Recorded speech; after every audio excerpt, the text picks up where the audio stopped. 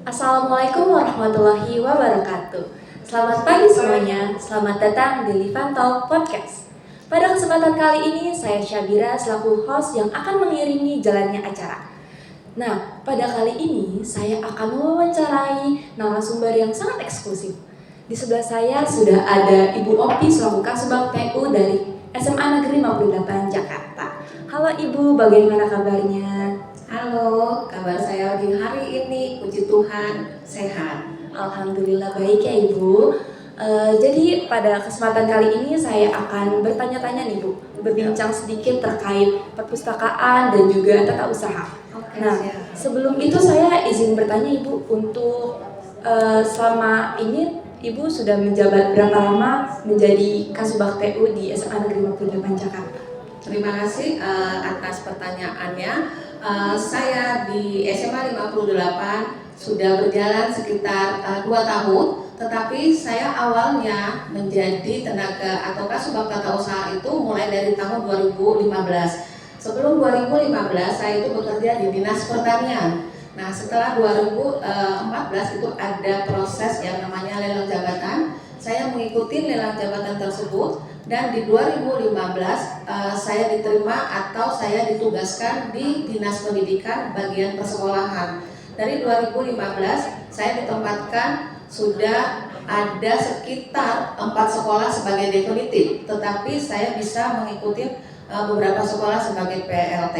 Jadi saya mulai bekerja di 2024 adanya di SMA 58 sampai dengan saat ini. Berarti sudah cukup lama sekali ya Ibu untuk menjadi tata usaha ini. Sudah lumayan, tapi saya di Dinas Pertanian, background saya bukan di administrasi. Saya adalah di bagian petugas laboratorium atau tenaga ahli untuk terkait dengan pengendalian organisme tumbuhan. Oh baik Ibu, berarti beda jurusan gitu ya? Sangat beda. Iya. Selama ini kan pasti Ibu sudah menjalani hari-hari ini, pasti ada keluh kesah dan kesan-kesan yang mengiringi jalannya jabatan Ibu. Nah, kira-kira ada nggak sih Bu pengalaman yang paling berharga banget dan paling mengesankan banget saat Ibu menjadi Kasubag Tata Usaha di SMA 58 ini? Terima kasih pertanyaannya yang luar biasa. Saya itu di tahun 2015 mendapatkan SK sebagai Kasubag. Sebenarnya itu adalah sangat kaget dan sampai saya itu sebenarnya tidak menerima SK tersebut, tetapi karena ada masukan dari Kepala BKD, Badan Kepegawaian Daerah, kita harus siap ditempatkan dimanapun dan bekerja dimanapun. Nah, setelah itu saya mulailah belajar. Pertamanya kaget karena saya selalu bergerak itu memegang yang namanya hama penyakit di tanaman, tiba-tiba harus memegang yang namanya kertas, yaitu di belakang layar, maksudnya di belakang meja. Karena saya itu biasanya di pertanian itu tidak pernah adanya duduk di kursi. Saya selalu ada di lapangan untuk memberikan namanya penyuluhan ke petani, kemudian saya membuat pupuk. Tetapi mau tidak mau karena namanya SK, kita seorang PNS harus siap dimanapun ditugaskan, kita harus siap bekerja. Nah, sehingga tahun 2015 saya harus belajar dan harus menerima apa yang namanya SK tersebut. Tetapi saya tidak begitu kaget karena pada saat saya di pertanian, saya juga belajar terkait dengan administrasi ataupun persuratan. Jadi saya hanya masuk ke Dinas Pendidikan itu hanya untuk mendalamin saja. Kalau terkait dengan tata naskah dan sebagainya, saya di pertanian sudah mulai belajar. Jadi yang namanya kaget itu tidak hanya kagetnya di saat masuk ke Dinas Pendidikan, saya harus bekerja dan menangani yang namanya peserta didik, Bapak Ibu guru. Nah, itu banyak sekali memang yang namanya pengalaman saya dan juga rintangan, baik itu rintangan yang suka maupun rintangan yang duka. Terkait di mana kalau misalnya yang suka, contohnya saat saya menerima yang namanya SK, sukanya penghasilan saya meningkat, naik. Dukanya saya harus belajar dan belajar terus. Tapi itu menjadi saya lebih semangat karena tidak ada henti-hentinya kita untuk mencari ilmu. Jadi itu yang membuat saya tuh agak sedikit, aduh berarti ini adalah di luar dari background saya. Kebetulan saya adalah sarjana pertanian, tetapi namanya kita bekerja tidak lagi melihat apapun itu harus kita lakukan. Apalagi yang namanya PNS siap ditempatkan dimanapun dan harus mau bekerja. Nah, setelah saya masuk ke dinas pendidikan di persekolahan itu, saya mulailah belajar, saya melihat, saya tadinya di SMP. Nah, di SMP itu tidak terlalu yang namanya khusus laboratorium, tapi perpustakaan dimanapun ada, baik SMP, SMA, SMK itu ada perpustakaan. Nah, di situ saya mulai belajar dan mengetahui dari sisi yang namanya perpustakaan, administrasi dan sebagainya. Berarti banyak belajar hal baru nih Bu, dari pertanian menjadi tata usaha. Benar sekali. Nah baik Ibu, karena seperti kita tahu tata usaha itu kan berperan dalam mendukung belajar mengajar dan juga mengelola administrasi di sekolah. Nah kira-kira upaya apa sih Bu yang telah dilakukan oleh pihak tata usaha ini dalam mendukung pengelolaan dan pengembangan perpustakaan? Karena sekarang ini kan kita sedang berada di Perpustakaan Bunga Bangsa, perpustakaan yang ada di SMA Negeri 58 Jakarta. Ya, upaya yang kami lakukan di pihak tata usaha yaitu pertama harus kita mendukung, karena perpustakaan menjadi ikon dari sekolah. Itu salah satu ikon daripada semua sekolah. Sebenarnya banyak sekali sekolah-sekolah tidak mengerti bahwa sekolah itu mempunyai ikon yang paling bagus itu dan paling yang diutamakan itu sebenarnya perpustakaan. Nah, banyak sekali sekolah-sekolah itu tidak terlalu memfokuskan dengan yang namanya perpustakaan.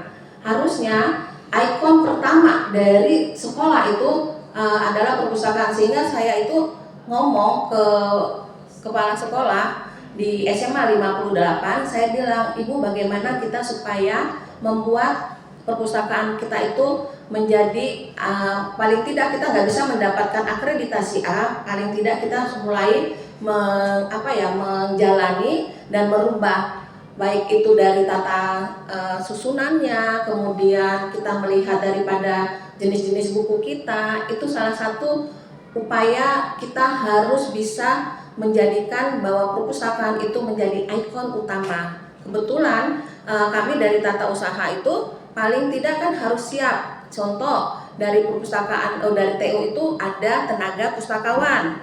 Kenapa harus ada tenaga pustakawan? Yaitu membantu pihak sekolah dan juga dari pihak gurunya, dia sebagai penanggung jawab perpustakaan. Kalau kami tenaga tata usaha yaitu sebagai tenaga pustakawan untuk membantu menyusun ataupun yang namanya terkait dengan kebersihan, kemudian tata letak buku, kemudian tata administrasinya. Nah, itu dari tenaga tata usaha. Jadi kalau upaya saya itu meminta dari tenaga tata usaha yang sebagai tenaga pustakawan harus memberikan hatinya penuh bagaimana untuk mengembangkan yang namanya pustaka yang ada di sekolah kita.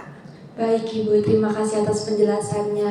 Nah berarti Ibu untuk hal tersebut berarti ada pengalokasian pendanaan terkait bahan bacaan dan lain sebagainya untuk perpustakaan Bunga Bangsa ini? Ada sekali nak, kebetulan kita itu juknisnya yang namanya juknis dari anggaran, itu Dinas Pendidikan mengeluarkan juknis terutama itu perpustakaan. Nah, perpustakaan itu di dalam juknis itu yaitu baik sarana dengan prasarananya itu didukung sekali di dalam anggaran, terutama di anggaran BOS. Tapi kalau di anggaran BOP yaitu untuk pemeliharaan, untuk pengadaan atau perbanyakan buku itu adanya di dana BOS, dan juga sarana prasarana yang dibutuhkan seperti AC, kemudian yang lain yang mendukung untuk kemajuan dari perpustakaan itu bisa diambil dari dana BOS maupun dana BOP.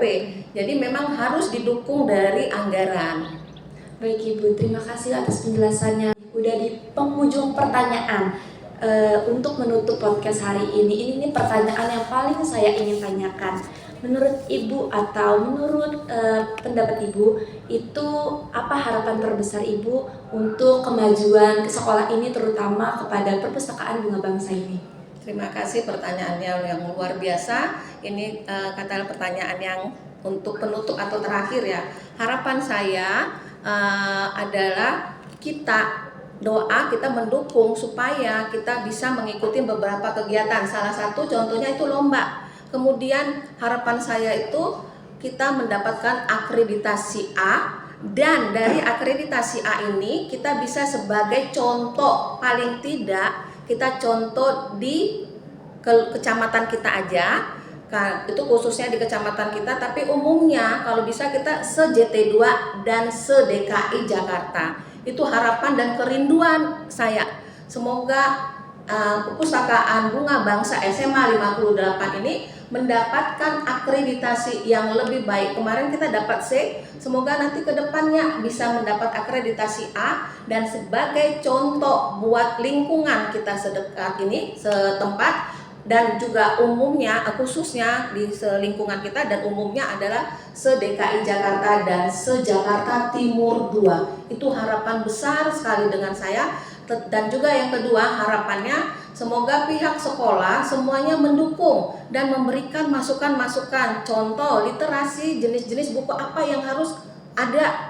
Nanti kalau misalnya banyak sekali masukan-masukan, kita akan masukin ke dalam anggaran. Itulah harapan saya. Jadi saya kepengennya baik dari siswa maupun dari guru memberikan masukan-masukan apa sih yang bisa mendukung supaya perpustakaan kita ini menjadi contoh ke depannya. Dari segi misalnya jenis bukunya apa aja, kemudian apa sih yang layak, misalnya lemari dan juga aksesorisnya. Siap, kalau memang itu untuk mendukung, pasti kita akan menganggarkan ke dalam anggaran yang sudah disediakan oleh pemerintah. Baik Ibu, semoga harapan itu dapat kita capai bersama-sama. Amin. Dan semoga Perpustakaan Bunga Bangsa ini dapat lebih baik ke depannya. Amin. Nah, mungkin sekian podcast dari saya. Terima kasih Bu Opi atas sudah meluangkan waktunya untuk bisa menyempatkan datang ke podcast ini, dan terima kasih juga untuk penjelasan-penjelasannya yang insya Allah akan menjadi wawasan yang lebih untuk kita semua yang mendengarnya. Amin. Terima kasih. Saya Syabira selaku host podcast pada hari ini.